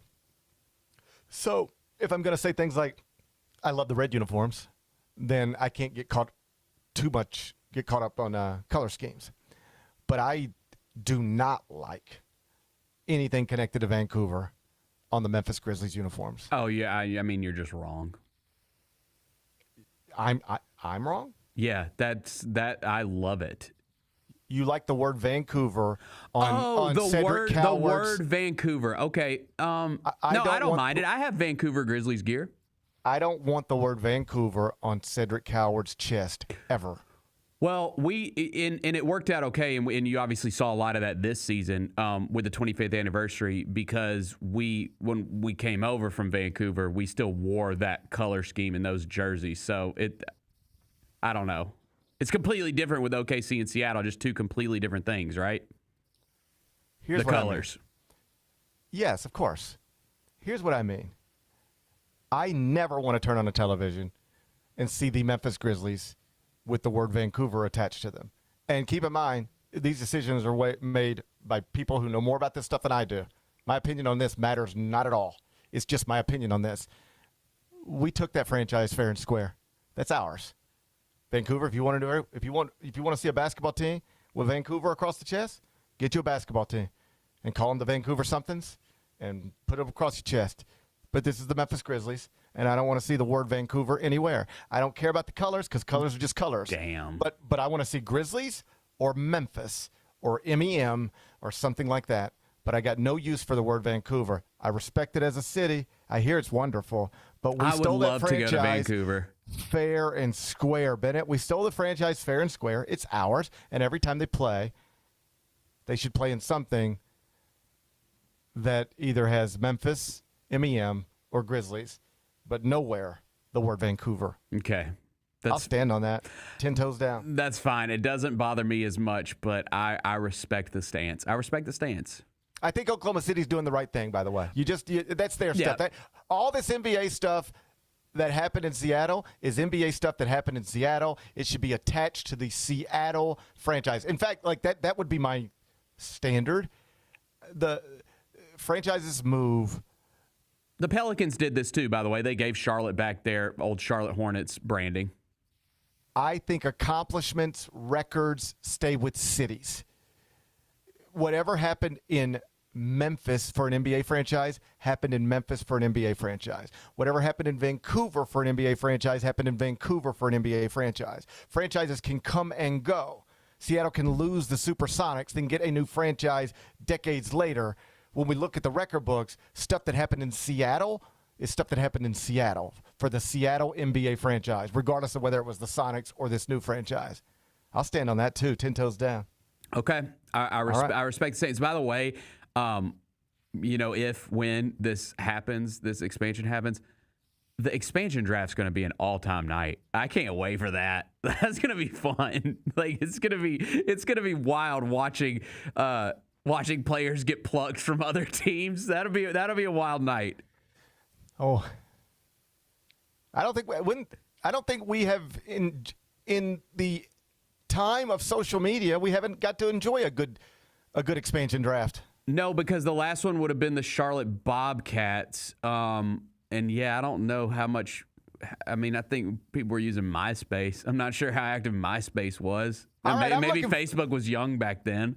All right, I'm looking forward to the expansion draft, and yeah, I'm glad, and I'm glad Oklahoma City did what it did.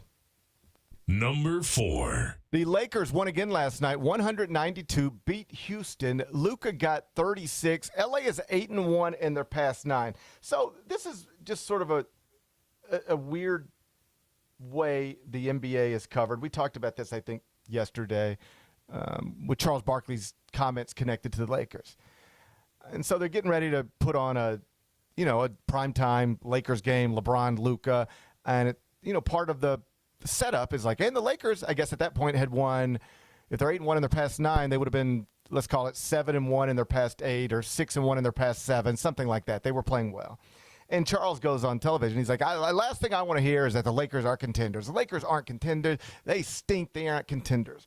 And it's sort of like in that league, we have set it up where if we do not believe you have a realistic chance to win a championship, you suck. Like there's no in between. And so in a different sport like baseball, if the Mets were going through it, but then won 8 of 9 to move to have the third best record in the National League, you would not turn on a Mets game and they'd be like, hey, I know the Mets have won 8 of 9, and now they got the third best record in the National League, but they suck. They're not going anywhere, and I don't even want to hear it. You just wouldn't hear that anywhere else. No, you would not. Like, think about if your favorite football team, with 2 of the most famous football players in the world, had won 8 of 9, and you turned on, and they're sitting with the third best record in their conference, and you turn on the TV, and the first thing you see is the most famous basketball talker in the world telling you they stink. You'd be like, what are we doing? Like, it's okay just to be good. Like, I know at crypto.com, they're only aiming for the biggest stuff, championships. But they're 18 games above 500, 43-25, alone in third in the West, with the NBA's all-time leading scorer and one of its great 20-something-year-old stars. Like, if you can't enjoy that, then what are we even doing? Oh, dude, I mean, you've heard me say this plenty of times. This is where I stand on, like, my teams. Listen, I'd love to win a championship. I've never seen any of my teams win a championship, so maybe that's why I feel the way that I do. But just being good in winning games is good enough sometimes. Yeah. Like, that is fun. It is fun to just go and watch your team be good and win games. Think about how much fun, think about how different every conversation we would be having right now would be if the Grizzlies were 8-1 in their past 9, 43-25, alone in third in the Western Conference. We'd be having a blast. We would not be sitting here going, okay, fine, Bennett, but like eventually you run into the Thunder, so then what? So what's the point? Right. We would be like, this is fun. I can't wait for tomorrow night. They won 8 of 9. This is fun. Probably not as good as the Thunder, probably not as good as the Spurs, but man, last 9 times I've watched my favorite basketball team play, they won 8 of those. This is great. Yeah.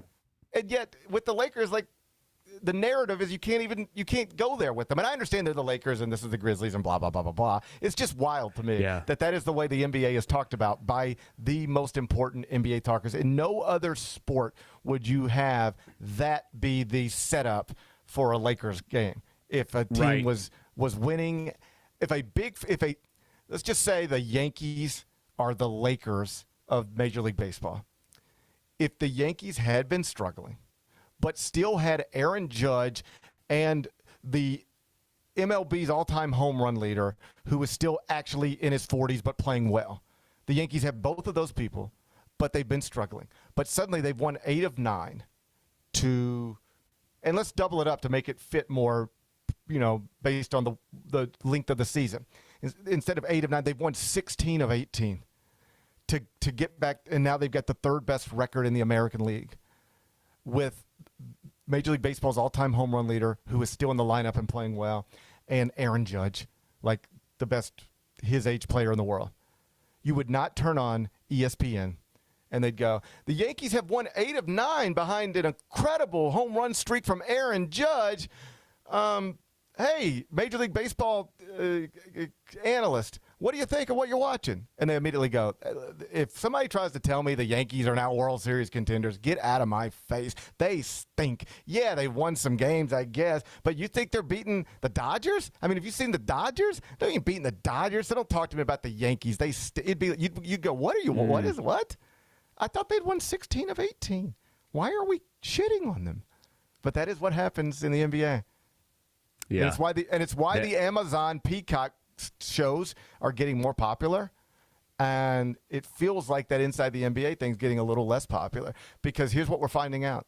You know what people enjoy? Regardless of what people say, you know what they enjoy? Hearing people be excited, hearing people be happy, hearing people laugh, hearing people have a good time. And like John Wall does that. Blake Griffin does that. These other shows are doing that and leaning into it. And, yeah, the inside the NBA guys are having fun, but so often it just, particularly with Charles and Shaq, it drifts back to they just think everybody sucks and nobody's really any good except for, like, these 3 people and these 2 teams. And that's just not a great way to be talking about your sport. Either way, the Lakers won again. I actually don't know if they're contenders. I doubt they are because the Thunder exist, but it is a fun story, and Luka's amazing, and he got 36 again last night. Be back with Carrie. Number 5. No, we're not back with Carrie out. We got to celebrate. Oh, I'm sorry. I lost track. Yeah, it's time to celebrate. Hey, happy St. Patrick's Day. Happy St. Patrick's Day to you, too. I was jealous last night because we obviously played the Chicago Bulls in Chicago, and Eric and Fish and the whole crew, they got to spend St. Patrick's Day weekend in Chicago, and he was telling me all about it. That's like one of the great cities to be in, especially St. Patrick's Day weekend. You know, they dye the river, and everybody's drinking green beers and partying and celebrating, so I was pretty jealous of him last night when he was telling me his stories. I'm in New York City with the night off. I could turn up like Mark Sanchez. What's going on in New York? I mean, I would assume massive Irish population in New York City. Bro, it's like crazy. They shut down the streets. It's a party. I mean, all day right now. I could walk over to my window and show you it's a party out there right now. So there is one, because I'm here usually on St. Patrick's Day, but I typically have to work. I'm not working tonight. That's why I was trying to come back home. I mentioned this to Dr. Scott. I think Bennett understands. I was genuinely trying to come back home to do this in person, and then fly right back to New York. Like fly home last night. My original plan was arrive in Memphis at like 11 p.m. last night. Go be in studio at FedEx Forum, talk to Dr. Scott in person, and then fly back to New York. Be in Memphis like less than 15 hours. And it was weather up here combined with the air traffic control. They keep saying weather, but it's a partial government shutdown's playing a role. I've seen the videos of the airports, man. You ain't got to tell me. Yeah, like it's a combination last night of yesterday of weather and a lack of TSA agents. And stuff people like waiting that. in line in the parking lot. Yeah. It's tough. And so I couldn't get back. But I do want to give credit to Grind City Media, Pugs, everybody involved was doing everything they could to put me in a position to be back in Memphis today, to do that in person. Spending the money to buy a ticket on like very little notice, it just didn't work out. But I appreciate Dr. Scott joining me in studio. Joining me on Zoom so that we could have that conversation. But I did want to make it clear. We were trying to get back, and Grind City did everything they could to put me in position to be back. As it is, and this was the reason I was in a position to come home to do this in person. I am off today from CBS Sports Network. I still got work to do. It ain't ever as but you got a couple hours. You can celebrate St. Patrick's Day. Here's the honest to God truth. Let me call up my schedule right here. I have little notes to keep myself organized. I think today I'm going to do the Eye on College Basketball podcast at 4 p.m. Eastern. Feel free to join us. And when that's done, I am free for the night. I'm probably free for the night about 5 p.m. Okay. I'm probably free for the night before the sun even sets. And I am in New York City on St. Patrick's Day. It's a party outside. Do I participate and run the risk of turning into Mark Sanchez? Or do I just go down, get some street food, maybe a chicken and lamb combination, white sauce, and bring it back up to the room and watch the first four? How do you think I spend this St. Patrick's Day? I mean, that sounds pretty good. I'd maybe try to go get you a proper pint somewhere. I mean, I'll pour myself a Guinness tonight. I do every year, or 3. I'd like to eat some corned beef and cabbage, but I don't know if that's on the docket tonight. But we'll have the music blasted. We do it up every year. Well, I enjoy St. Patrick's Day. It's a great holiday. I'll probably have the truth will probably be somewhere in the middle. I'll try to have a proper dinner, drink a pint, and then settle right back into the room. The Doyle family will be celebrating. We're excited about it. And you said, like, what did you say? New York was number 7th? That's on the list. I Googled a list, and it said, like, where are the best places to celebrate St. Patrick's Day? And, like, Dublin, that's up there pretty good. Yeah. Chicago was up there, but New York, I think New York was the second American city behind only Chicago. And so I am in one of the best American cities to celebrate St. Patrick's Day. It is wild. So I'm usually here on St. Patrick's Day, but I'm also usually working. And that walk to work and the trip back to the hotel afterwards is wild. Because you're walking to work completely sober. It's like 4:30. Like if I were going in today, I might be going in around 4:30.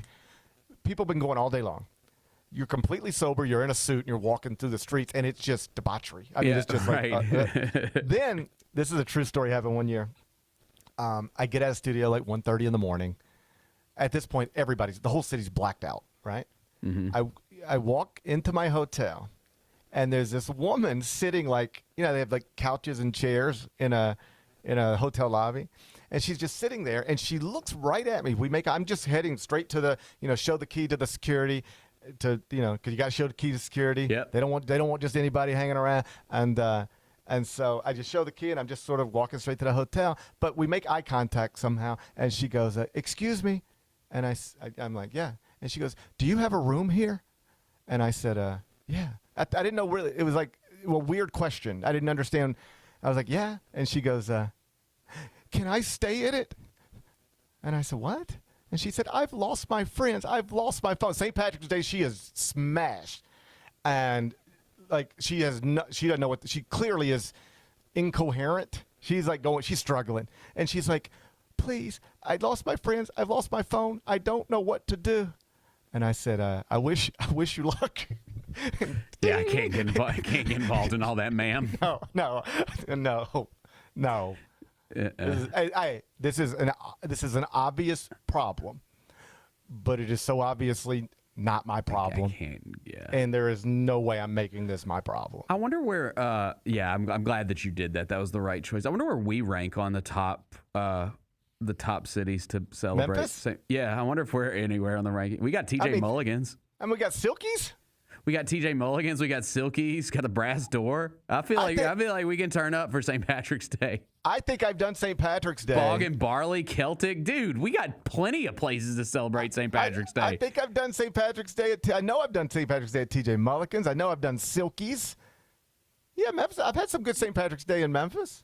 Yeah, man. All right. I'm going to walk over to Silkies after this. Okay, I'm going to go. You know what? We're going to hit a commercial break. We're going to come back and do carry out. I'm going to make you pick a baseball game. I'm going to go look outside my window and see if I can get fired up. Good. Right now, I'm not that fired up to go experience St. Patrick's Day in New York City. But if I look outside, it's a possibility I could get fired up. So let's take a break. I'm going to go look out the window, and then we'll come back to carry out, and I'll decide how I'm going to spend the rest of my day. Sounds good. Sonic Radio. Welcome back to Sonic RNDIO. That spells radio with me, the CIO. This just in, the new Sonic $1.99 menu lets you build a crave-worthy meal for just $1.99 an item, whether that's a creamy shake, crispy tots, or a quarter-pound double cheeseburger. This just out. Ostriches. They're mean, not very cute, and in my opinion, way too big for a bird. Don't miss the Sonic Fun 99 menu. 5 items, always $1.99. Live free, eat Sonic. Tax not included. See menu for details.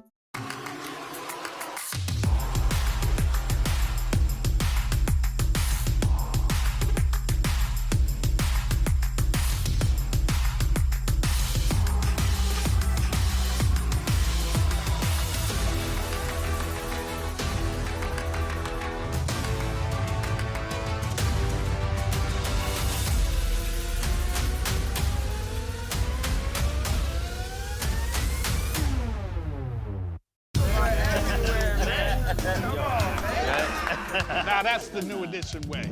I feel like there's another level we can take it to. What you think, Mike? 2 steps ahead of you, Slick. What's good, bro? What you doing, man? I'm in. Woman, you don't even know what I'm getting ready to ask you. Here's the vision. All 3 of us on the same stage every night. Gonna be crazy. No barriers, no separation. It'll be like 9 kings and a queen. The next level starts now. The heaviest metal credit card of all time. Rumored to be one of only 18 in existence. Plated with the very same tungsten that forged the International Space Station. And wielded at business dinners like a samurai sword. It's a classic corporate power move. But the real power move? Having end-to-end visibility on your most critical shipments. FedEx, the new power move. Kroger shoppers and Grizz fans. Want exclusive last-minute discounted ticket deals texted straight to you? Sign up with the new Kroger Buzzer Beater deal. Fans can sign up by texting Grizz to 636-479 or visit your local Kroger store in the Delta Division and scan the QR code. By signing up, you agree to receive recurring automated promotional and personalized marketing text messages from the Memphis Grizzlies. Consent is not a condition of any purchase. Message frequency varies. Message and data rates may apply.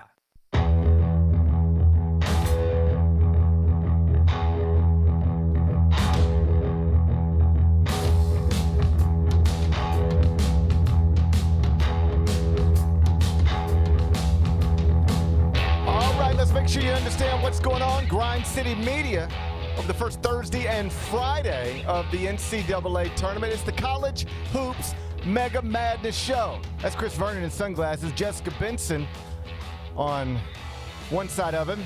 That's me on the other. 8 a.m. going to get started to 11 a.m. Those guys are going to be in studio back in Memphis.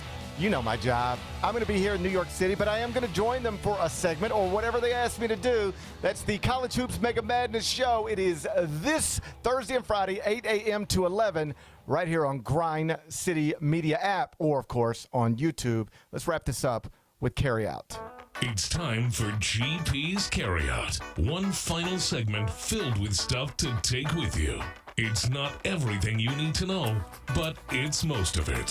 What did we miss today? Hey, congratulations to Marc Gasol, Grizzlies legend. Just announced this morning he is going to be inducted into the Tennessee Sports Hall of Fame class of 2026. I think he earned that. Don't you think so, Bennett? I think he belongs, yes. Well, don't just focus on his NBA career in the state of Tennessee with your Memphis Grizzlies. Keep in mind, he was also an accomplished high school basketball player in the state of Tennessee. That's a state champion. That's a TSSAA state champion, Marc Gasol. Sure, NBA world champion too, but TSSAA state champion, Marc Gasol. That's a Lausanne Collegiate School graduate. Congratulations to Marc Gasol, Tennessee Sports Hall of Fame, class of 2026. What's today's biggest game?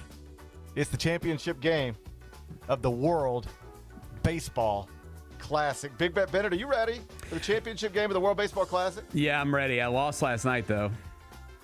Italy. I think you were betting with your heart. I definitely was. I thought that the espresso celebration was really cool, and I wanted to see that again, to be quite honest with you. Tonight at 7 o'clock on Fox. I actually am. If I don't leave my hotel room, it will actually not be because of the first four. It'll be because I want to watch this baseball game. The World Baseball Classic is the best. Venezuela, United States tonight on Fox. 7 o'clock first pitch on the bump for the USA.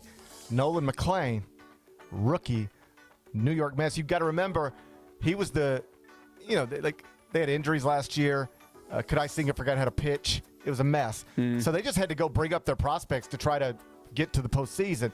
And Nolan McClain was awesome. He'll be pitching opening day against Paul Skeens in Pittsburgh.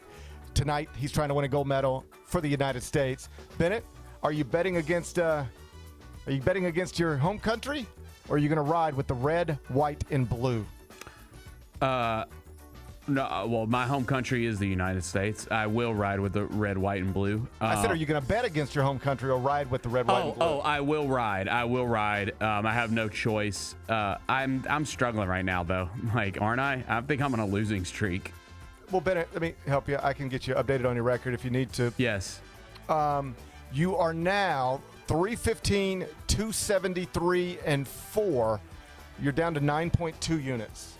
It's not great. We're going to need a big effort from USA tonight. Venezuela, it's a Cinderella run, but that ends in the championship, unfortunately. Let me give you the numbers here. United States is minus 280. Venezuela plus 225. Are you comfortable laying 280 with the United States of America? Yeah, but I'm going to need Aaron Judge to hit a home run, okay? Come on, dude. Let's go.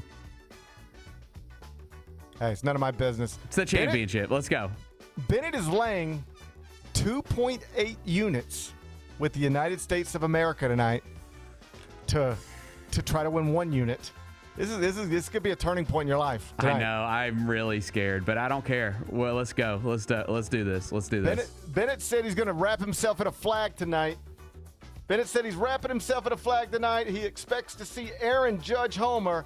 He expects Nolan McClain in the United States of America to win gold, to win the World Baseball Classic. United States, Venezuela, tonight, 8 o'clock Eastern, 7 o'clock Central. They are doing it on Fox. What are we watching on TV? All right, Bennett. I'm not in studio tonight, but my friends are. So CBS Sports Network's going to have college basketball NCAA tournament shows on all night. Brent Stover, Wally Zerbiak, everybody in studio. So if you want to continue to get ready for the NCAA tournament, channel 221 on DirecTV. CBS Sports Network's got you covered tonight. What's the best thing we've read? Well, we are constantly putting out content connected to this NCAA tournament over at CBSSports.com. Whether you want a list of the best NBA prospects, in fact, that's what you should go get. A list of the best NBA prospects playing in this NCAA tournament ranked, because I don't know if you heard, but with the Grizzlies franchise, we are, quote, moving forward. Right now, we got the 8th best lottery odds. Do you want an A.J. Debonsa? Do you want a Darren Peterson? Do you want a Darius Acuff? We've got them ranked. Everything you need to know about them, you can find it CBSSports.com. What's on tap for tomorrow? Well, tomorrow is Wednesday. And so that means Chris Vernon will join me. And guess who else I'm going to get? Who? You remember we did the clip with the Fins Up guys from LIU? Oh, yeah. Well, guess who saw that clip? Those guys? Yeah. So guess who's coming on the show tomorrow? The LIU Fins guys. Fins Up! I love it, man.